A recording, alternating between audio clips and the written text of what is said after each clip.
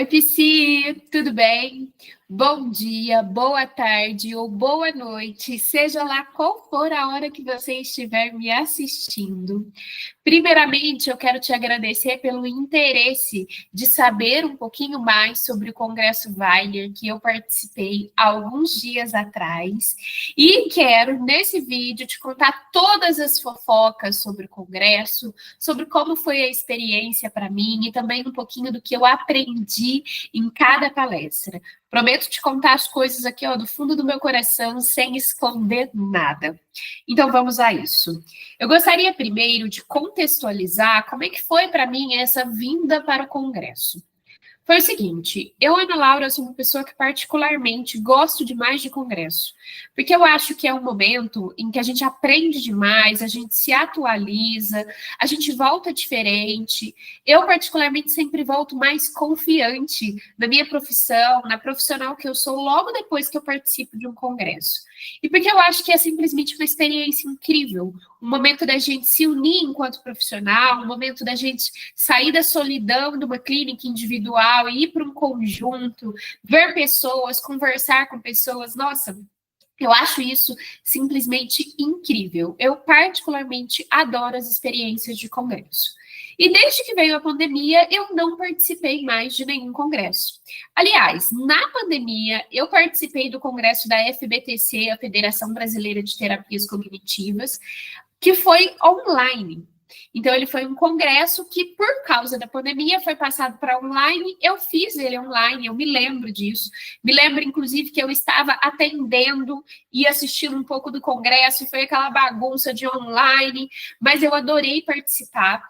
E eu, depois da pandemia, não participei de nenhum outro congresso. Tiveram outros congressos presenciais, mas eu acabei não me organizando para participar.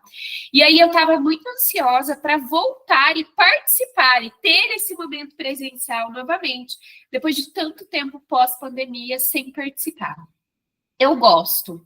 Eu sou suspeita para falar. Acho que se você ainda nunca foi no congresso, você deve se organizar para em algum momento ir, porque é uma experiência incrível que eu acredito que todo profissional de psicologia deve viver alguma vez na vida. E se você já foi, você sabe que a gente fica com vontade mesmo de voltar. Então, eu me planejei por mais de um ano para poder ir nesse congresso em Porto Alegre. Eu moro no interior de São Paulo, então, para mim, eu tenho que pegar de carro até uma cidade próxima daqui da minha, onde tem aeroporto, porque aqui na minha cidade não tem aeroporto, eu moro em Franca, no interior de São Paulo. Então, eu vou até Ribeirão Preto, pego um avião em Ribeirão, o avião me leva de Ribeirão até São Paulo. Lá de São Paulo é que eu vou para qualquer outro lugar, mas eu preciso chegar até lá. Então, acaba que viajar tem toda essa logística aí importante para que eu possa considerar quando eu for fazer uma viagem. Por essa razão, eu sempre preciso de me organizar para ver passagem, para ver todas essas coisas. E aí, eu me organizei, comecei a juntar a minha caixinha lá da Nubank em junho de 2024. Então, olha só quanto tempo eu fiquei sonhando com esse momento e olha só quanto tempo que eu fiquei sonhando com essa viagem. Porque financeiramente, enquanto uma profissional de psicologia, a gente sabe que a gente tem oscilações no nosso salário, quanto a gente ganha no mês. E aí não é uma coisa que você pode simplesmente falar assim, no mês que vem vou fazer uma viagem e tá tudo certo. Comigo não funciona assim. Eu me programei, me organizei.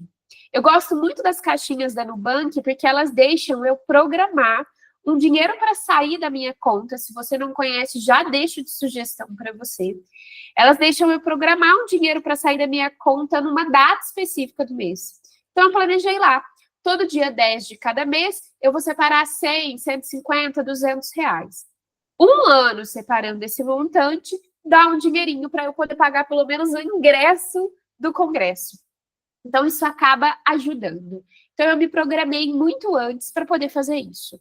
Escolhi um hotel que fosse bem perto do congresso, porque eu gosto muito disso, de um local que seja perto, porque se eu estou indo viajar para congresso, se eu passear é lucro. Se eu não passear, eu pelo menos fui cumprir o meu objetivo, que foi ir para um congresso. Então, eu não vou ficar num lugar longe porque eu quero passear ou coisas desse tipo, mas eu vou ficar na frente do congresso. E eu sempre gosto de um local onde tenha restaurante, para que eu chegar cansada, se eu chegar cansada do congresso, isso aconteceu todas as vezes que eu fui, agora, né, para Porto Alegre, chego cansada do congresso, eu já posso jantar ali mesmo e subir, ir para o quarto, tomar banho e dormir, pelo cansaço. Não é uma coisa que eu preciso de sair, me locomover para jantar ou qualquer outra coisa desse tipo. É uma coisa que eu posso pedir comida ali, no lugar que eu estou, de fácil acesso. Então, eu fiquei no Ibis, que era um hotel bem na frente do congresso, a gente só precisava de atravessar a rua para poder chegar até o centro de exposição, que era onde estava acontecendo o congresso. E foi uma experiência riquíssima. Eu sempre vou um dia antes para poder me ambientar com o local, chegar, descansar. O congresso começa no outro dia de manhã e volta um dia depois, para poder aproveitar até o fim, até a última hora específica do congresso.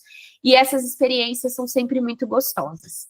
Esse é o jeito como funciona para mim. E antes de te passar o conteúdo mesmo, que eu aprendi mesmo, eu queria te passar essa contextualização, porque eu acredito que quem nunca foi, não sabe como isso funciona, não sabe como essa logística funciona, mas é uma logística muito gostosa. E eu vou sozinha mesmo, dou a cara a tapa no mundo, porque eu não estou indo para passear, eu não estou indo para conhecer pessoas, eu estou indo para estudar, eu estou indo para me aperfeiçoar. Então, eu nem faço questão de ser uma coisa que eu preciso de ter companhia ou coisa desse tipo.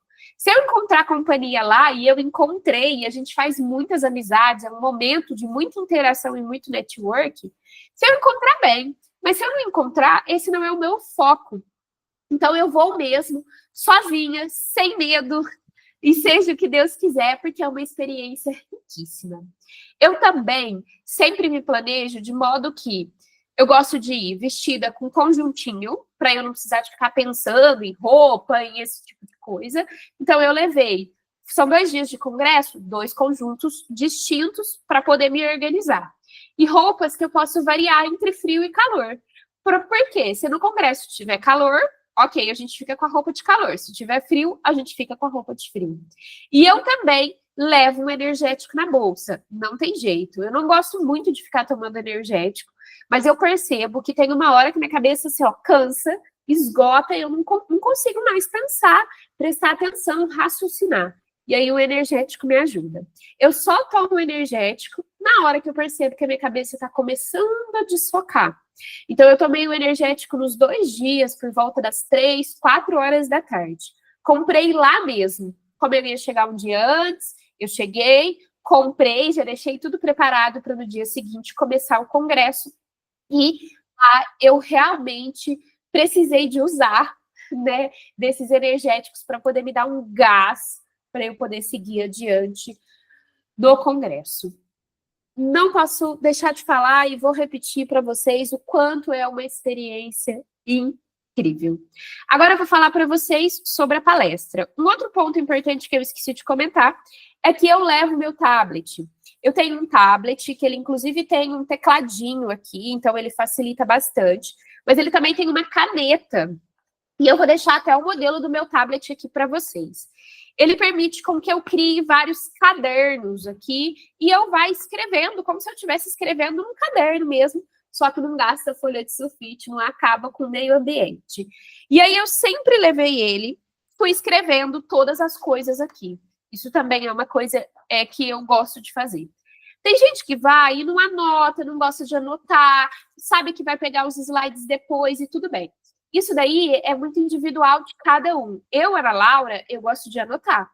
E outra, eu tô indo lá para estudar, não é? Então, eu vou sentar com o meu tablet na minha frente e vou anotar. Esse congresso, com 2 dias, ele computou aqui 37 folhas. Foi quase um livro que eu escrevi. Só com as coisas que eu vi do congresso. Isso sem os slides. Porque os slides estavam passando lá na hora. Eu sabia que a gente teria acesso depois aos slides, porque eu tinha o ingresso VIP, eu comprei o ingresso VIP, então eu sabia que eu tinha acesso à gravação e aos slides. Mas ainda assim, algum slide importante, eu tirava foto ali na hora com o celular, e caso contrário, era mão, eu ia anotando para eu poder prestar atenção e fixar o conteúdo. Esse é o jeito com que eu, Ana Laura, funciono. E em muitos momentos eu fui e pensei, estou aqui pelos meus pacientes. Estou aqui para pegar o que tem de melhor da ciência, da psicologia, para poder oferecer isso para eles. Esse compromisso meu em oferecer o melhor que tem disponível é um compromisso que eu, Ana Laura, tenho, um valor profissional que eu tenho. E por isso que eu estava lá. Muitas vezes eu pensei nisso, fortaleci mentalmente a minha ideia do porquê que eu estava lá. Por que eu peguei 2 aviões, me desloquei para longe da minha casa, sozinha, para poder aprender? É justamente porque eu tenho um compromisso com os meus pacientes. Agora, sem mais delongas, vamos às palestras. Eu deixei aqui o cronograma das palestras, porque eu quero comentar brevemente um pouquinho sobre cada palestra, o quanto que foi interessante ouvir algumas coisas. Esse congresso Weiner, contou com um aplicativo, então tinha um aplicativo onde a gente podia fazer network, podia acessar a programação, podia ver o tempo das palestras, podíamos avaliar as palestras, marcar presença, fazer credenciamento, todas essas coisas, tudo muito online. Então percebe como que é um congresso muito bem organizado, as coisas são organizadas, você não fica perdida. A primeira palestra, quem abriu o congresso foi o Dr. Ricardo Weiner, em que ele falou uma palestra por trás do esquema, histórias clínicas que desafiaram a técnica. Foi uma palestra de cara muito interessante, em que ele trouxe 2 casos clínicos, casos mesmo, que acontecem no consultório dele, e casos em que o paciente desafia, o paciente fala uma coisa que, nossa, você não esperava que o paciente fosse falar, e ele traz isso na palestra dele e olha para esses casos sobre a ótica da terapia dos esquemas. Isso é muito interessante. Eu sou fã de caso, eu estou criando, já tem 1 ou 2 vídeos, se eu não me engano, 2 vídeos na minha playlist do YouTube, onde eu estou colocando lá estudos de caso. A gente pega um caso clínico, fictício, e reflete sobre ele. Porque isso é a melhor forma para a gente entender sobre raciocínio clínico. Então, isso é incrível. E ele já começou o congresso falando sobre isso.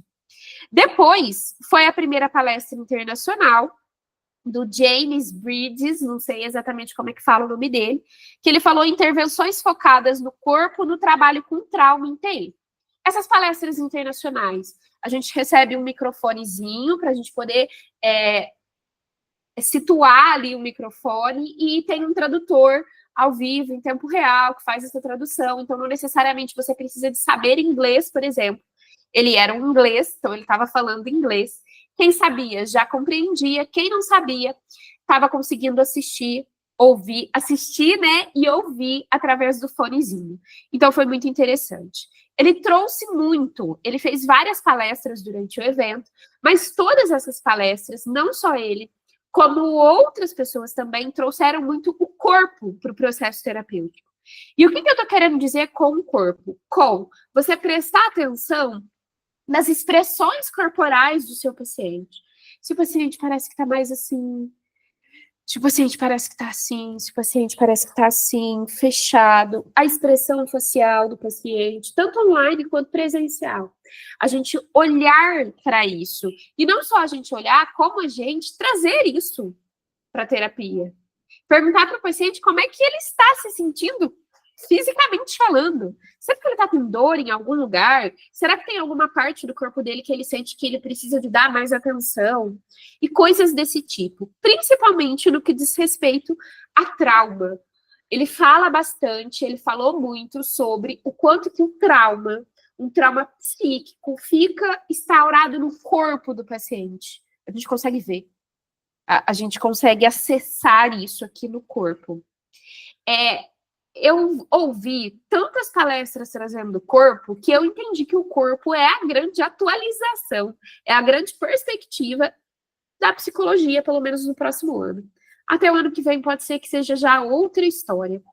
Até setembro do ano que vem. Mas pelo menos por enquanto, corpo é o que temos, assim, né? Para poder colocar, para poder trabalhar. Se você não estiver colocando o corpo dos seus pacientes dentro do processo terapêutico, e daqui a pouco eu vou falar um pouquinho mais sobre como que funciona isso, como que é isso, tá fazendo errado, você tá desatualizado, porque o corpo é o que tá aparecendo.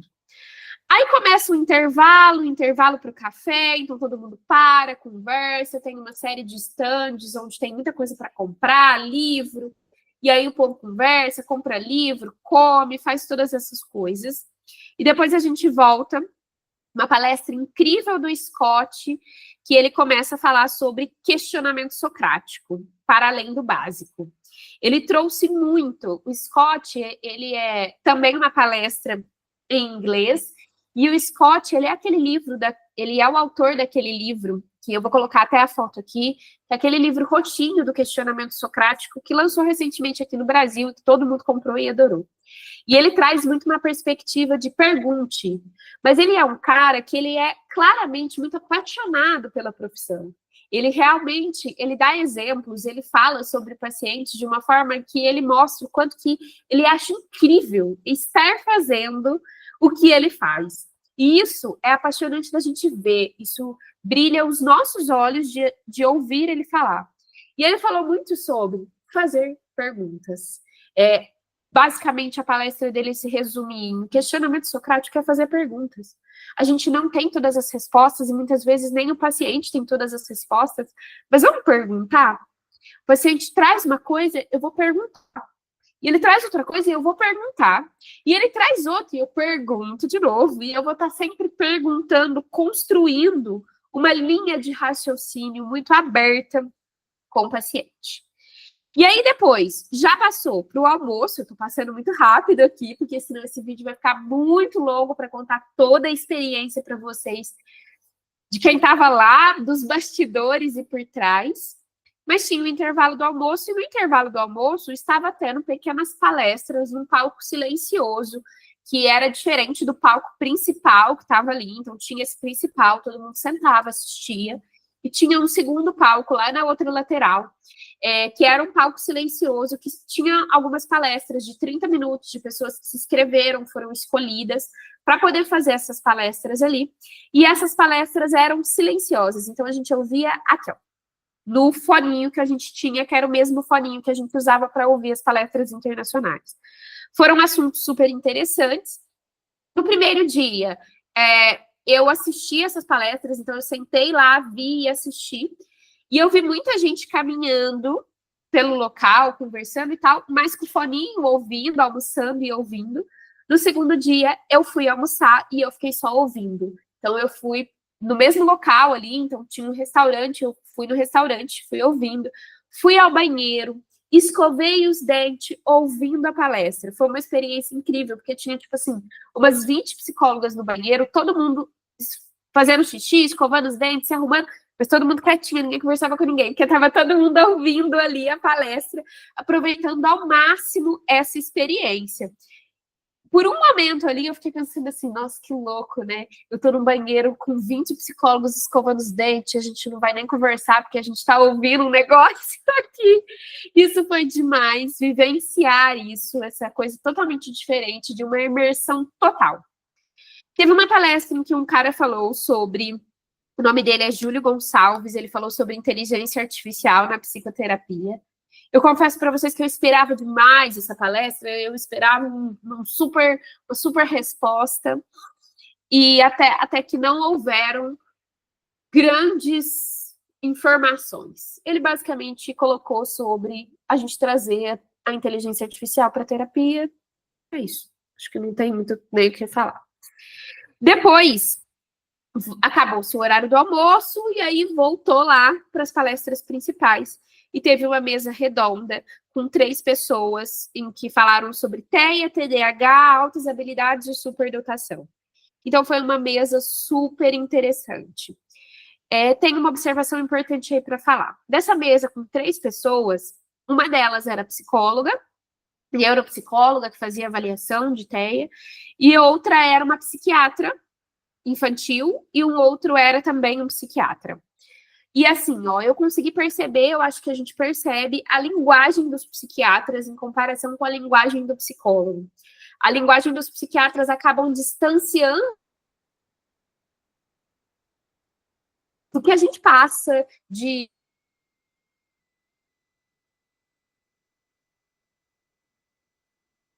uma psicóloga mesmo. Foi incrível, eu olhar para esses diagnósticos do TEA, eu peguei testes para o TEA, e congresso é um momento que a gente sempre pega teste, então isso é incrível. E também olhar para as altas habilidades de superdotação, como é que se diferencia ali. É uma coisa que o povo está confundindo muito. Então, foi interessante ter uma palestra para poder falar sobre isso. Depois teve a primeira palestra do Dan Siegel, também uma palestra internacional, também a gente usou o microfone, em que ele colocou a neurobiologia interpessoal e a intraconexão. Incrível. Ele foi também uma pessoa incrível que apareceu lá. Ele é autor daquele livro Cérebro da Criança, vou colocar aqui a foto para vocês também. E ele falou uma coisa que, nossa, achei magnífico, sobre a gente considerar energia, sobre energia não ser uma coisa muito científica, mas é uma coisa que a gente vê na terapia. A gente sente a energia do nosso paciente, a gente sente a nossa energia, a gente troca energia, seja online, seja presencial, e isso funciona. E eu falei assim, nossa, que máximo que esse cara tá falando um negócio desse. Foi incrível. E ele também falou sobre o corpo. Ele também falou sobre a gente olhar para o corpo, sobre a gente trazer o corpo, sobre a gente fazer meditação com o paciente em terapia, fazer mindfulness e todas essas coisas, e sobre essa neurobiologia mesmo. Essa conexão corpo-mente e como que tudo isso funciona. Depois teve um café e depois veio uma outra pessoa falar sobre a terapia da aceitação e compromisso na parentalidade de criança com TDAH e altas habilidades. Então, isso também foi muito interessante. Percebe o seguinte, poucas palestras voltadas para crianças. Então, tem palestras voltadas para criança, mas uma, duas. E, por exemplo, para mim, que não trabalha com crianças, eu estou ali ouvindo e reconhecendo as diferenças das intervenções que a gente faz comparado com um adulto. Depois, teve uma palestra da Lívia Marques, que foi a palestra que ganhou o prêmio de melhor palestra nesse congresso, sobre as feridas invisíveis do trauma racial. Então, isso também é um assunto que a gente tem trazido muito forte na psicologia. O Bruno Reis traz isso muito forte. Eu tirei foto com ele, encontrei ele lá, porque teve um momento que ele fez um pagode ali para as psicólogas, de interação. Música ajuda a gente a descomprimir, né? Então, aquela coisa de, ok, estou estudando, mas eu posso ouvir uma musiquinha aqui, tá tudo bem. E eles sempre trazem esses temas de racismo, de trauma, de olhar para esse contexto, que é uma coisa que dentro da psicologia não tem jeito, a gente tem que olhar. Depois a gente teve uma palestra de duas pessoas que são minhas professoras. Eu fiz formação com elas. A primeira formação que eu fiz, na realidade, foi uma formação do Ricardo Wagner há milhares de anos atrás, em que ele fez uma formação um final de semana para poder treinar pessoas para dar supervisão. E foi aí que eu virei supervisora. Eu fiz essa formação com ele há muito tempo atrás, deve ter uns 4, 5 anos atrás. Virei supervisora. Na época não tinha curso de supervisão. Aqui no Brasil não é obrigatório o profissional de psicologia ter curso para dar supervisão. A gente faz mesmo para poder oferecer qualidade. E, recentemente, a Janaína Berlata e a Fabiana Guaral, acho que é isso que fala, elas trouxeram cursos de supervisão para formar supervisores. Isso é incrível, a gente não tinha isso. Quando eu comecei, não tinha isso. E elas trouxeram, elas estão disseminando, né, esse papel da supervisão, e elas trouxeram essa palestra que chama Supervisão que Transforma, o poder no modelo baseado em evidências, que trouxeram diferentes perspectivas de supervisão. Confesso para vocês que na palestra de supervisão delas eu fiquei com uma vontade de criar um grupo de supervisão de novo, que eu já tive no passado, agora eu só faço supervisão individual. Deu uma vontade, não vou mentir para vocês. Mas, quem sabe no ano que vem, em 2026, janeiro, eu espero montar. Mas foi incrível ouvir supervisão, ouvir esse assunto ali.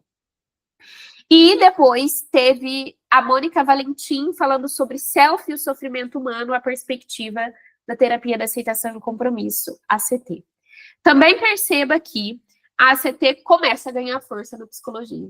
A gente começa a falar sobre a terapia da aceitação e compromisso. Começam-se a ter palestras sobre isso.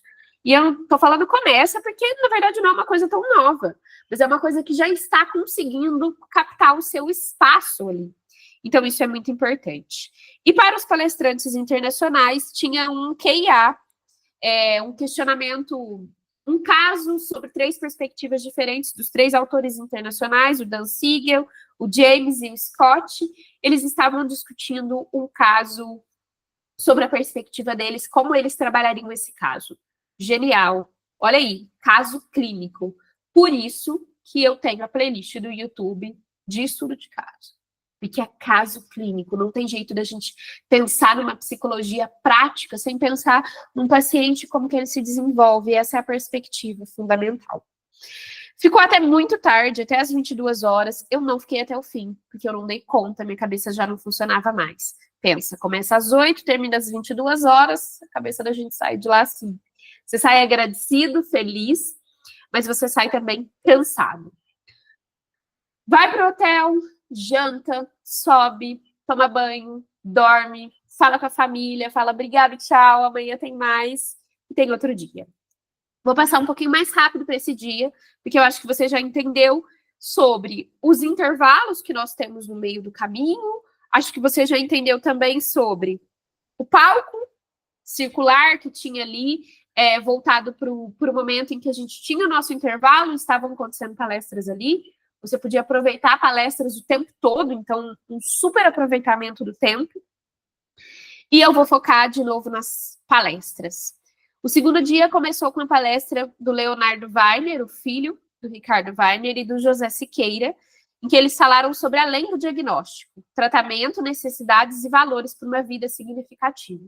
Foi uma palestra muito interessante, uma palestra em que eles trouxeram filmes, sugestões de filmes, sugestão do filme Interestelar, e trouxeram diferentes perspectivas sobre sentido da vida. Então, isso é muito bonito sempre de ver. Depois teve uma palestra da Letícia Leite, em que ela falou sobre a esperança do trauma. Ela trouxe uma perspectiva totalmente diferente aí sobre o trauma. Passamos para o café, e no café a gente teve uma palestra de uma pessoa que eu achei incrível. Eu estava super ansiosa para assistir essa palestra, e a palestra atingiu as minhas expectativas, diminuiu ali a minha autocrítica, que o tema era quando a autocrítica do psicólogo entra em sessão. Meu Deus, né? A gente, enquanto psicólogo, a gente é demais perfeccionista, a gente é demais autocrítico, a gente acha que nunca tá bom bastante, a gente tem as nossas inseguranças. Isso acontece demais, eu acho que você sabe disso, acho que você também vive isso. E ela falou um pouquinho disso, eu me senti muito acolhida com esse momento dela. Só ouvi, eu tava almoçando, então eu só ouvi, mas foi muito incrível. Depois veio Renata Brasil, falando do modo criança feliz, que pede passagem, vocês vão ter que me engolir. Ela trouxe uma criança para o palco, ela cantou com essa criança, era uma criança especial. Ela fez roleplay ali no palco, mostrando técnicas da terapia dos esquemas, falou sobre o modo criança.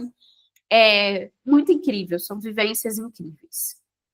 Depois teve uma segunda mesa redonda, chamada Melhor Tratamento para Quem? Evidências, Relação Terapêutica e Ética em Psicologia, com a Aline Christens, a Jessie Cantini e a Marcele Carvalho. Uma mesa redonda que foi uma mesa redonda de verdade, então teve uma condução da Jessie ali para uma mesa redonda, não foi um pouquinho, o tempo dividido entre 3 pessoas diferentes, a outra mesa redonda foi assim, um tempo dividido entre 3 pessoas diferentes. Essa foi um processo diferente, em que a Jessie conduziu essa mesa, depois ela falou sobre ela. A Aline traz de forma muito elegante a importância da relação terapêutica, a sobreposição da relação terapêutica acima de qualquer técnica. Isso é uma coisa que a gente esquece, porque a gente busca técnica, a gente busca recurso terapêutico, e a gente esquece que a relação é o mais importante ali. Então, ela traz de uma forma muito chique, ela é chique, e ela traz isso ali. A Jessie traz também sobre a ética, as evidências, e essa Marcele Carvalho, eu não conhecia ela traz muito sobre sermos éticos. sobre olharmos para os números, olharmos para os dados, olharmos para um aspecto que é bem ético, que a gente também esquece muito. Isso também é muito interessante. Intervalo para o almoço, a gente volta com uma palestra de 2 pessoas, a Marina Squeeze e a Renata Erdorn, que elas falam sobre as feridas emocionais da relação pai e filhos. Fala ali, ó, lá na palestra silenciosa. Volta com a Thaís Mendes, falando sobre a relação terapêutica no tratamento de transtorno por uso de substâncias, um tema que eu nunca tinha visto, nunca mesmo tinha visto em congresso, o uso de substâncias, teve uma palestra sobre, foi também muito incrível. A gente volta com o Daniel Siegel, trazendo estratégias para promover a integração neural e relacional. E ele faz uma espécie de workshop, então a palestra dele fica bem mais longa, porque ele propõe o mindfulness para a gente ali, e depois ele troca, pergunta para o público como é que foi vivenciar essa experiência e tal. Foi incrível, foi um momento que muita gente chorou, muita gente se emocionou, é um intensivão mesmo. E eu tenho uma coisa importante, uma observação, né, minha, para poder trazer aí sobre essa palestra, que foi o seguinte: o Daniel Siegel, ele conduziu todos os profissionais de psicologia ali a um momento de mindfulness, de meditação, independente se as pessoas fazem meditação, já estão acostumadas a isso ou não. E foi um momento que durou de 35 a 40 minutos aproximadamente, pelo que eu consegui olhar ali. Esse é um tempo muito bom e muito significativo. Quase todas as pessoas que estavam ali falaram que conseguiram realmente relaxar. Às vezes, no começo, não. Mas depois, conforme a meditação vai rolando, a pessoa conseguiu relaxar. E isso é super interessante. Só que eu também fiquei aqui, né, com o meu pensamento crítico, pensando sobre a gente levar isso para o consultório. Eu levo e vou levar cada vez mais. Sugiro você também a fazer isso, que é pôr para o seu paciente para vocês fazerem uma meditação guiada, um relaxamento, um momento ali de mindfulness dentro da sessão. Só que tem uma coisa importante. A meditação, o mindfulness que a gente propõe para o nosso paciente dentro da sessão, ele é bem menor. Ele, via de regra, pelo menos a mim, eu proponho esses recortes que duram 10, no máximo 20 minutos. E 20 minutos de meditação dentro de uma sessão, por exemplo, de 50 minutos, já é muito. Porque a gente não pode somente propor a meditação e acabou ali, começa ali, acabou ali. Então, a gente tem que adequar esse tempo à realidade clínica. Talvez o seu paciente com 10 minutos não vai conseguir relaxar mesmo, você precisaria de muito mais tempo para ele relaxar. E ali a gente tinha essa possibilidade. Então, a palestra dele durou das 2 às 4:30 da tarde. Então, ele palestrou, ele fez a meditação, ele voltou com perguntas, voltou perguntando para as pessoas a experiência. Ele teve tempo, tá? Tempo hábil para poder explorar isso com a gente. Dentro da terapia, a gente tem adaptações, não temos o que fazer. Eu pensei nisso e compartilho isso com você. Outra coisa, depois a gente teve mais 2 coisas, que foram a palestra do Scott, também palestra internacional, com estratégias inovadoras no trabalho com crenças. Ai, muito incrível, ouvi o Scott falar primeiro sobre questionamento socrático, depois sobre crenças. Ele é genial, ele assinou o livro para mim, deu um autógrafo, falou comigo. Ai, que incrível, ele é incrível. E finaliza com outro palestrante internacional, que foi o James Breeze, do trabalho com modos em questões temáticas em terapia dos esquemas. Ele traz o corpo, ele volta e fala sobre o corpo. Ele trouxe roleplay, vídeo de roleplay de pacientes dele em terapia. Ele trouxe imagens falando sobre o corpo, sobre o sentido das emoções, essas coisas sobre o corpo, praticamente todo palestrante falou. Muito forte sobre. Eu, inclusive, quero pesquisar, voltar e falar um pouquinho sobre isso aqui com vocês, em vários conteúdos meus, lá no Instagram, lá no YouTube. Então, teve muito isso, essa questão do corpo aí, muito forte dentro do congresso. E aí, finaliza o congresso com happy hour, show, banda, um momento também muito incrível, muito prazeroso. E eu vou finalizar esse resumo aí do que eu aprendi, do que eu vivi, matando a curiosidade de vocês do congresso, falando sobre algumas reflexões importantes que eu tive. Também, né? Além de todas essas que eu já falei. A primeira é que, muitas vezes eu vi fotos de colegas, de psicólogas no Instagram, indo para o congresso e eu queria ir. E eu ficava com aquele sentimento de, ai, por que eu não fui? Nossa, que droga, eu preciso de me planejar para ir. E eu acabava deixando isso para depois, isso não era prioridade para mim. E eu ficava com uma inveja boa, tá? Se é que você me entende, dessas pessoas que eu via ainda. E aí eu entendi que não era simplesmente ir, eu tinha que me planejar para ir. Então, se você me ouve e tá com vontade, e tá com inveja boa, eu espero que você tenha inveja boa, não espero que você deseje mal para mim, não. Mas se você tiver com vontade de ir, se organize. Comece a juntar dinheiro, comece a se planejar, comece a avisar sua família, marque datas, marque coisas. A gente não tem só o Congresso Weiner, a gente tem uma série de outros congressos de psicologia disponíveis. Então, vamos olhar para isso. Muito cuidado, com muita consideração. E é possível que você vá. Não fique só no sonho. Outra coisa que eu quero comentar com vocês, outras duas observações importantíssimas, é que eu vi. E eu comecei a fazer isso, porque eu não tinha isso. E eu comecei a fazer. Que foi um cuidado muito importante de todos os palestrantes na hora que eles iam citar pacientes.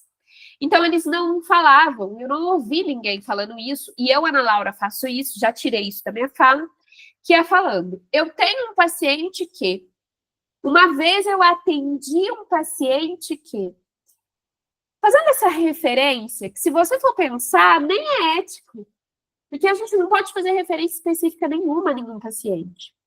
Mas eles estavam trocando isso por, na minha clínica, eu percebo que é muito comum no meu consultório tal coisa. Eu já ouvi falas assim, assim, assado. E quando eu falo para você, olha, eu já ouvi falas assim, assim, assado, está subentendido que eu ouvi essas falas de pacientes. Mas eu não falei diretamente a forma de falar, a postura, o jeito com que se comunica. Eu prestei muita atenção nisso. Eu não vi nenhum psicólogo fazendo algo diferente disso e quero melhorar minha linguagem quanto a isso, por mais respeito aos pacientes. E uma segunda coisa que eu não vi e que foi muito importante para mim perceber que eu estava numa bolha mesmo, que eu não vi num congresso com 2.000 psicólogos do Brasil inteiro. Eu vi muita gente gravando conteúdo, eu vi muita gente tirando foto, eu vi muita gente postando nas redes sociais, mas eu não vi palestrantes lá no palco, aquelas pessoas que são referências da psicologia e estavam lá palestrando, eu não vi nenhuma dessas pessoas falarem. Poste no Instagram. Você quer captar pacientes? Você precisa de postar no Instagram para captar pacientes. Eu não ouvi. Ao contrário, eu não ouvi nenhum psicólogo falando sequer de captação de paciente. Porque esse não é o problema do psicólogo que está lá no topo. O psicólogo que está lá no topo, ele não está preocupado em postar no Instagram. O psicólogo que está lá no topo, ele não está preocupado em fazer divulgação profissional. E eu percebi que eu estava numa bolha porque eu acompanho várias psicólogas que falam sobre isso, que vendem essa ideia. Poste, você tem que postar, você tem que estar presente no Instagram, você tem que fazer isso, capte, faça isso, e faça aquilo, e seu valor é importante, lá, lá, lá. Eu falei, nossa, mas por que aqui não tem esse assunto? Por que aqui a história é diferente? É porque talvez eu estava vivendo um recorte, talvez isso não seja o mais importante. E eu não estou dizendo que não é importante postar, ao contrário, eu estou nas redes sociais, sempre. Você deve ter me conhecido pelas redes sociais. Mas eu estou dizendo para você sobre a gente reavaliar a importância disso. Isso é muito importante. Isso não é o que estava dentro de um congresso com excelentes profissionais. Então, talvez não seja o mais importante para a nossa prática. E eu também não vi ninguém fazendo uma coisa que eu vejo muito nos grupos de WhatsApp, me incomoda muito, que é pedindo recurso. Me dá recurso terapêutico de problema X, me dá recurso terapêutico de problema Y. Eu vejo isso o tempo todo nos grupos. Eu não vi um psicólogo pedindo recurso terapêutico. Eu falei, gente, mas calma aí. Será que é porque isso não é tão importante assim? A gente precisa de começar a pensar sobre essa perspectiva.